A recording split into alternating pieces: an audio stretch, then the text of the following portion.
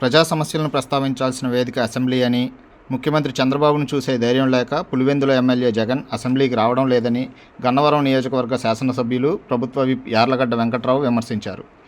గురువారం రామవరపాడులో జరిగిన ఓ కార్యక్రమంలో ఆయన మాట్లాడారు. అసెంబ్లీ సమావేశాలకు రాకుండానే మైక్ ఇవ్వడం లేదంటూ అసత్యాలు చెబుతున్నారని, అసెంబ్లీకి రాకపోవడం అంటే ప్రజాస్వామ్యాన్ని, శాసనసభను అవమానించడమే అన్నారు. రాజ్యసభలో, లోక్సభలో వైసీపీకి ప్రధాన ప్రతిపక్ష హోదా లేనప్పటికీ అక్కడికి ఎందుకు వెళ్తున్నారని యార్లగడ్డ నిలదీశారు. ప్రజలు అన్నీ గమనిస్తున్నారని చెప్పారు. జగన్ తీరుతో వారి పార్టీ సభ్యులు కూడా బాధపడుతున్నారని, కొత్తగా ఎమ్మెల్యేగా గెలుపొందిన వారు శాసనసభను చూస్తామా లేదా అని మదనపడుతున్నారని వ్యాఖ్యానించారు. బూతులు తిట్టేవారికి మంత్రి పదవులు ఇస్తే ప్రజలు తిరస్కరించారని, జగన్కు ప్రజలే ప్రతిపక్ష హోదా ఇవ్వలేదు అని, అందుకు ప్రజలను నిందిస్తారా అని మండిపడ్డారు. 1955 నుండి ఇప్పటి వరకు అతి తక్కువ అభివృద్ధి జరిగింది జగన్ ప్రభుత్వంలో కాదా అని అన్నారు. భాషపై కూడా దాడి చేసిన రోజు రామవరపాడు గ్రామంలో అద్దగిరి రామకృష్ణ గారి జనసేన పార్టీ నాయకులు స్వర్గీయ వంగవీటి మోహన్ రంగ గారి విగ్రహాన్ని ఏర్పాటు చేసినందుకు ఆయన మనస్ఫూర్తిగా అభినందిస్తూ ఈ కార్యక్రమానికి నన్ను అతిథిగా ఆహ్వానించినందుకు కూడా ధన్యవాదాలు తెలియజేస్తున్నాను. స్వర్గీయ వంగవీటి మోహన్ రంగ గారు 1985లో శాసనసభ్యుడిగా విజయవాడ తూర్పు నుంచి పోటీ చేసి గెలుపొంది పదవీ కాలం పూర్తిగా పనిచేయకుండానే చనిపోయిన పరిస్థితి. అయినా కూడా ఆయన చనిపోయి 36 సంవత్సరాలు అయినా భారతదేశంలో ఉన్న 29 రాష్ట్రాల్లో ఏ నాయకుడికి దక్కని గౌరవం వంగవీటి మోహన్ రంగ దక్కిన దాంట్లో ఏమాత్రం సందేహం లేదు. ఒక శాసనసభ్యుడిగా పూర్తికాలం పనిచేయని వ్యక్తికి ఇంకా జయంతులు, వర్ధంతులు చేస్తున్నారంటే అది పేద ప్రజల పట్ల ఆయన బతికిన బతుకు నిదర్శనంగానే భావిస్తున్నా. ప్రజల కోసం ఉద్యమాలు చేసిన నాయకుడు కాబట్టి ప్రజలు ఇంకా గుండెల్లో పెట్టుకుని ఆదరిస్తున్నారు. ఇవాళకి ఆయన జయంతిని కానీ వర్ధంతిని కానీ రాష్ట్ర వ్యాప్తంగా చేసే పరిస్థితి. అలాగే ఈ కార్యక్రమం ఏర్పాటు చేసిన జనసేన పార్టీ నాయకులకి, రామకృష్ణ గారికి మరోసారి హృదయపూర్వక ధన్యవాదాలు తెలియజేస్తున్నాను. 6 నెలలైనా సరే ఏది కూడా ఇచ్చిరామని నెరవేర్చలేదు అని చెప్పి పదే విమర్శలు చేస్తారు. అసెంబ్లీకి వచ్చాడటాకేమో ఆయన గెలవలేదు, గెలిచిన వాళ్ళేమో రావట్లేదు అసెంబ్లీకి. అసెంబ్లీ ఉందేందుకు?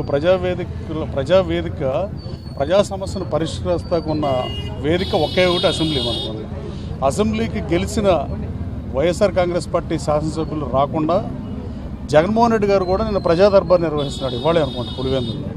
ఆ ప్రజా దర్బార్లో వచ్చిన అర్జీలను ఏం చేస్తారనేది నేను ఆసక్తిగా చూస్తున్నా.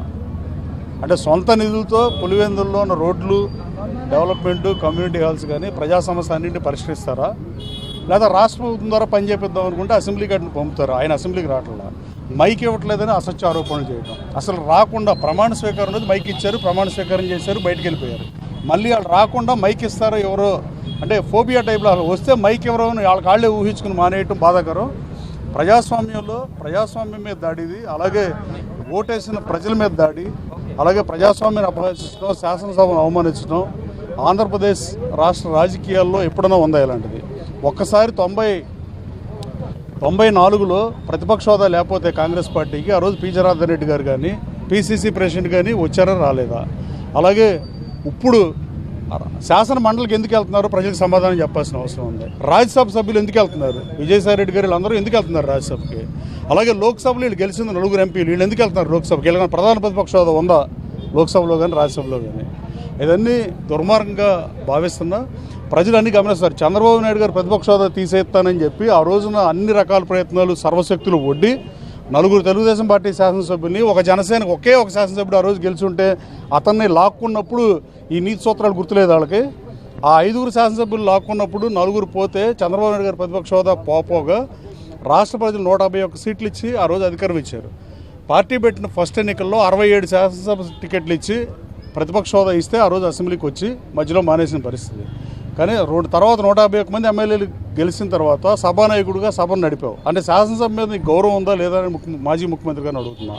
అసలు శాసనసభకు రానప్పుడు తన పార్టీ నుంచి గెలిచిన కొత్తగా ఎన్నికైన ఎమ్మెల్యేలు కూడా తీవ్ర మదనపడే పరిస్థితి. అసలు మనం అసెంబ్లీకి వెళ్తామా, అసెంబ్లీ చూడకుండానే 5 ఏళ్ళ పదవి కాలం అయిపోతుందని ముందు వాళ్ళ మనోభావాలు తెలుసుకోవాల్సిందిగా కోరుతున్నా. పనికిమాలిన వెధవులకు మంత్రులు ఇచ్చి, బూతులు తిట్టేవాళ్ళకి మంత్రులు ఇచ్చి ప్రజల్ని తిరస్కరిస్తే దానికి ప్రజలు నిందిస్తావా అని అడుగుతున్నాను నేను. అలాగే రాష్ట్రంలో 1955 నుంచి ఎప్పుడూ జరగనంత అత్యంత తక్కువ అభివృద్ధి జరిగిన ప్రభుత్వం గత వైసీపీ ప్రభుత్వం కాదా అని అడుగుతున్నా. భాషా ప్రయుక్త రాష్ట్రాలు ఏర్పడి పొట్టి శ్రీరాములు గారి ఆత్మార్పణంతో ఏర్పడిన ఈ రాష్ట్రం భాష మీద కూడా దాడి చేసిన ప్రభుత్వం ఏదీ లేదు. డెవలప్మెంట్ అత్యంత తక్కువ చేసింది మీరే. అలాగే భాష మీద దాడి చేసిన ఏకైక ప్రభుత్వం కూడా జగన్మోహన్ గారి ప్రభుత్వమే. వీటన్నిటి పర్యవసానం వైనాట్ 175 అన్నారు, సిద్ధమన్నారు. తర్వాత ఇవాళ అసలు 11 సీట్లు వస్తే శాసనసభకు రాకుండా శాసనసభను అవమానించడం బాధాకరం. అది సభ్య సమాజం గమనిస్తుంది. ప్రజలు నీకు ప్రతిపక్ష హోదా తీసేస్తే మమ్మల్ని ఏం చేయమంటావు? 11 మంది శాసనసభ్యుల్ని ప్రతిపక్ష పార్టీ ఎవరు? ఇప్పుడు ఈ రాష్ట్రంలో ప్రధానంగా ఉన్న పార్టీల్లో Telugu Desam party, Janasena party, BJP, communist పార్టీలు, వీటికన్నా వైసీపీ గతంలో అధికారంలో ఉన్న పార్టీ. ఇవాళ ప్రతిపక్ష పార్టీ ఎవరు? మేము ముగ్గురం కలిసి పోటీ చేస్తాం. ఎన్డీఏ కూటమిలో తెలుగుదేశం, జనసేన, బీజేపీ కలిసి ఉన్నాయి. కమ్యూనిస్ట్ పార్టీలకు ప్రాతినిధ్యం లేదు దురదృష్టవశాత్తు రాష్ట్ర శాసనసభలో. కానీ శాసనసభలో ప్రాచుర్యం వైఎస్ఆర్ కాంగ్రెస్ పార్టీ అధినేత ఎవరు? జగన్మోహన్ రెడ్డి గారు పార్టీ అధ్యక్షుడిగా, ప్రతిపక్ష నాయకుడిగా. ప్రతిపక్ష హోదా అనేది నీకు ప్రజలు లేదబ్బా, మేమేం చేస్తాం? అతను సుస్పష్టంగా చెప్పాల్సిన అవసరం ఉంది. అంటే పార్లమెంట్ ఎగువ సభకి వెళ్తారు, శాసనసభలో ఎగువ సభకి వెళ్తారు, లోక్సభకి ఎందుకు వెళ్తారని అడుగుతున్నారు. 9 ఎంపీలు కేవలం ఉంటే వాళ్ళు ఏం చేస్తున్నారు? వెళ్ళి వాళ్ళు ఎందుకు వెళ్తున్నారు? మీరు 11 మంది ఇక్కడ ఎందుకు రారు? ఢిల్లీలో ఒకటి, ఆంధ్రప్రదేశ్ రాష్ట్రంలో ఒకట. ఆంధ్రప్రదేశ్ రాష్ట్ర ప్రజలే ఆ 9 ఎంపీలను గెలిపించారు, ఈ 11 మంది శాసనసభ్యులు కూడా గెలిపించారు. ఇది దుర్మార్గంగా నేను భావిస్తున్నా. ఇది ముమ్మాటికి శాసనసభను అవమానించడమే, రాష్ట్ర ప్రజలను అవమానించడమే. అంటే నాకు ఓటు వేయకపోతే, నాకు ప్రతిపక్ష హోదా ఇవ్వకపోతే, నాకు ఇన్ని సీట్లు అంటూ ఇస్తేనే నేను అసెంబ్లీకి వెళ్తానని మీరు ఎన్నికలకు ముందే చెప్పి ఉండాల్సింది. వైనాట్ 175 సిద్ధమని కాకుండా నాకు కనీసం ప్రతిపక్ష హోదా కానీ ముఖ్యమంత్రి కానీ ఇస్తేనే ఈ శాసనసభకు వస్తా, లేకపోతే నేను రానని చెప్పాల్సిందే. ఈయన ఉన్నాళ్ళ హోదా తీద్దామని ప్రయత్నం చేసిన మాట వాస్తవమా కాదా జగన్మోహన్ రెడ్డి గారు అని అడుగుతున్నా. చంద్రబాబు నాయుడు గారు హోదా తీద్దామని ట్రై చేశాడా, ట్రై చేయలేదు? మీడియా సోదరు మీరు చెప్పండి. ఆ రోజున శాసనసభ్యులు మద్దతు సరిపోక 6గురిని చేల్చలేక తెలుగుదేశం పార్టీలోంచి 4గురితో ఆగిపోయింది. ఇక్కడ గన్నవరం కానీ, అక్కడ వైజాగ్ కానీ, ఇక్కడ గుంటూరు కానీ ఈ ఎమ్మెల్యేలు 4గురే వస్తాం వల్ల చంద్రబాబు నాయుడు గారు ప్రతిపక్ష హోదా తీలేకపోయారు. కానీ ఇవాళ శాసనసభను అవమానిస్తున్నాడని రాష్ట్ర ప్రజలందరూ చర్చించే పరిస్థితి. ఇంకా కొన్నాళ్ళు పోతే తాడేపల్లిలోనే 11 మంది శాసనసభ్యులతో మాక్ అసెంబ్లీ పెడతామని ఒకసారి. ఇలాంటి పరిస్థితులు బాధాకరం. ఇది రాష్ట్రానికి ఏమాత్రం మంచిది కాదు. ప్రజాస్వామ్యం పరిడి వెళ్ళాలంటే సభానాయకుడితో పాటు అలాగే ప్రతిపక్ష పార్టీ ఎమ్మెల్యేలు ఎవరైనా శాసనసభకు గెలిస్తే, అలాంటి కమ్యూనిస్ట్ పార్టీ యోధులను ఏమనుకోవాలి? ఒకళ్ళు ఇద్దరు శాసనసభలో ఉన్న వాళ్ళు అన్నిసార్లు శాసనసభలో ప్రజాస్వామ్యం ఎలుగెత్తు చాటిన పరిస్థితి. వాళ్ళకే ఇవాళ సీట్లు దాని పరిస్థితిలోకి వెళ్ళింది. రాష్ట్ర ప్రజలన్నీ గమనిస్తున్నారు. వైఎస్ఆర్ కాంగ్రెస్ పార్టీకి తగిన గుణపాఠం చెప్తారు. నువ్వు బూతులతో మాటలు దాడి చేపించింది మీ ప్రభుత్వం కాదని అడుగుతున్నా. గత మంత్రులు వాళ్ళ పనికిమాలిన వెధవలను మంత్రులుగా పెట్టుకోవడం వల్ల, అలాగే అభివృద్ధి అత్యంత తక్కువ చేయడం వల్ల, భాషా ప్రయుక్త రాష్ట్రంలో తెలుగు భాష మీద దాడి చేయడం వల్ల ఈ రాష్ట్రంలో ఊరు వాడ ఏకమై ప్రజలందరూ నీకు 11 సీట్లు ఇస్తే నువ్వు ప్రజలను అవమానిస్తావా శాసనసభకు రాకుండా అని. కానీ తక్షణం మీరు నా దానికి సమాధానం జగన్మోహన్ రెడ్డి గారు చెప్తాడో చెప్పడో తెలియదు. కానీ నేను సుస్పష్టంగా జగన్మోహన్ రెడ్డి గారు అడుగుతున్నాను, అంబటి రాంబాబు గారినైనా మీరు అడిగిన ఎవరినైనా. ఇందాక ఇంకో మీడియా సోదరు కూడా అడుగుతున్నాడు, అసలు మీరు మండలికి ఎందుకు వెళ్తున్నారు? పార్లమెంట్లో లోక్సభకు ఎందుకు వెళ్తున్నారు? ఎగువ సభకు ఎందుకు వెళ్తున్నారు? దిగువ సభ లోక్సభలో 4 ఎంపీలు ఉంటే ఎందుకు వెళ్తున్నారు? ఈ రాష్ట్ర శాసనసభను మాత్రం ఎందుకు అవమానిస్తున్నారని సూటిగా జగన్మోహన్ రెడ్డి గారిని అడుగుతున్నా. నీకు 11 సీట్లు ఇచ్చిన వాళ్ళు కొత్తగా అయిన ఎమ్మెల్యేలు అయితే తీవ్రంగా మదనపడే పరిస్థితి. నేను అనుకున్న ఉన్న 11 మంది ఎమ్మెల్యేలో పులివెందుల ఎమ్మెల్యే అయిన జగన్మోహన్ రెడ్డి గారు తప్పించి మిగతా 10 మంది కూడా అసలు ఈ శాసనసభ మనం వెళ్తామా లేదనే పరిస్థితిలో బాధపడుతున్నారని నాకున్న సమాచారం. రాబోయే కాలంలో ప్రజలు మీకు ఇచ్చిన అధికారాన్ని ప్రజల మీద కోపం చూపించకుండా మీకు 11 సీట్లు ఇచ్చిన ఆ నియోజక ప్రజల సమస్యలను ఎక్కడ అడ్రస్ చేస్తారని అడుగుతున్నారు. ప్రజా సమస్యల పరిష్కారానికి శాసనసభ వేదిక ఇంకేమైనా వేదికలు ఉన్నాయని మీరు భావిస్తున్నారా?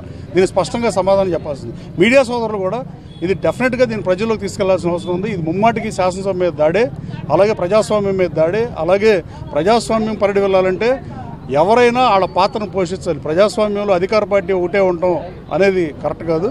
ప్రతిపక్ష సభ్యులు కూడా ఎలక్ట్ అయిన వాళ్ళు ప్రజలు ఇచ్చిన మ్యాండేట్ని గౌరవించి వాళ్ళు వచ్చి శాసనసభకు వచ్చి వాళ్ళ సమస్యలు ఎలుగెత్తి చాటాలని మీ ద్వారా కోరుతున్నా. వైసీపీ శాసనసభలో 11 మందికి విజ్ఞప్తి చేస్తున్నాం.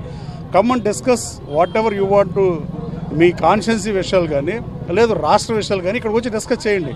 అంటే అంబటి రాంబాబు గారు అంటే రాజకీయాల్లో గెలుపోవడం సహజం. 270 ఓట్లతో ఈ నియోజకవర్గంలో 2019లో ఓడిపోయా. కానీ నేను ఇప్పుడు 37,628 మెజార్టీతో గెలిచాను. నన్ను గన్నవరం ప్రజలు ఎన్నుకున్నప్పుడు గన్నవరం ప్రజల సమస్యల పరిష్కారం చేయడమే లక్ష్యంగా పనిచేయాల్సింది ప్రాథమిక సూత్రం. దానికి తిలోదకాలు ఇచ్చి కేవలం పార్లమెంట్కి, లోక్సభకి, రాజ్యసభకి, శాసనమండలికి వెళ్తాం, శాసనసభకు మాత్రం రావంటే చంద్రబాబు నాయుడు గారిని చూసే ధైర్యం లేక రావట్లేదని అడుగుతున్నాను. Thank you.